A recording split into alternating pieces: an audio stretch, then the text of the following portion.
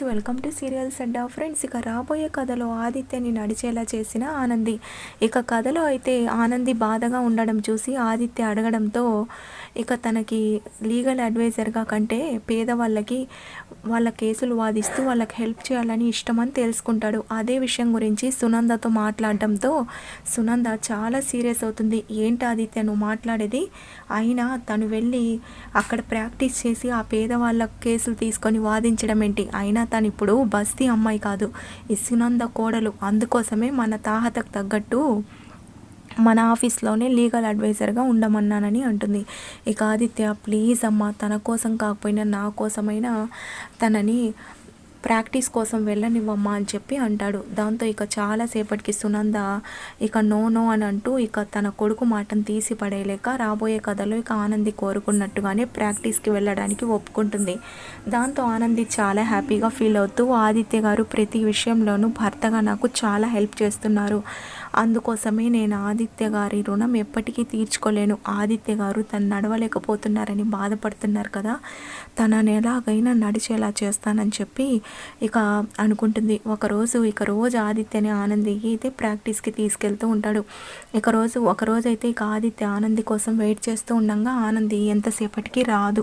దాంతో ఆదిత్య కంగారు పడుతూ ఉంటాడు, ఏం జరిగిందో ఏమోనని.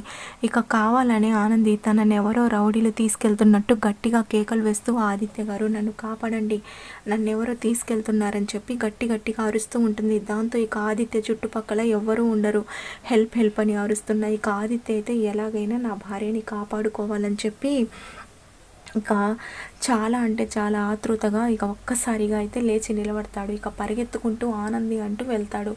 ఇక వెళ్ళేసరికి ఆనంది అక్కడ నిలబడి ఉంటుంది. దాంతో ఆనంది, నీకేం కాలేదు కదా అని అంటుండడంతో, నాకేం కాలేదు ఆదిత్య గారు, మీరు నడుస్తున్నారు చూడండి అని అంటుంది. దాంతో ఆదిత్య ఒక్కసారిగా షాక్ అయ్యి, ఏంటి ఆనంది ఇదంతా అని అంటాడు. మీరు నడవాలని ఇలా చేశాను, తప్పైతే క్షమించండి అని అంటుంది. దాంతో ఇక ఆదిత్య చాలా సంతోషంగా, thank you Anandi, thank you so much, నేను నడవలేనని అనుకున్నాను, ఈరోజు నీ కారణంగా నడుస్తున్నాను అని చెప్పి ఇక ఆనందికి థ్యాంక్స్ చెప్తూ ఉంటే, మీరెందుకు ఆదిత్య గారు నాకు థ్యాంక్స్ చెప్పడం, అయినా మీరు నా కోసం ఎంత చేశారు, నేను మీకోసం భార్యగా ఏమాత్రం చేయలేనా, అయినా మీరు నాకేదో అవుతుందని ఆతృతతో చూసారా ఎలా నడిచారో, నేనంటే మీకు ఎంత ప్రేమ ఆదిత్య గారని చెప్తూ ఉంటుంది. దాంతో ఇక ఆదిత్య చాలా హ్యాపీగా ఫీల్ అవుతూ ఉంటాడు. ఇప్పుడు అమ్మ నాన్న నన్ను చూస్తే ఎంత సంతోషపడతారో అని చెప్పి ఇద్దరి ఇంటికి అయితే వెళ్తారు. అక్కడికి వెళ్ళేసరికి ఇక ఆదిత్య అలా నడుచుకుంటూ రావడం చూసి సునంద ఇక శశికాంత్ అయితే చాలా హ్యాపీగా ఫీల్ అవుతాడు.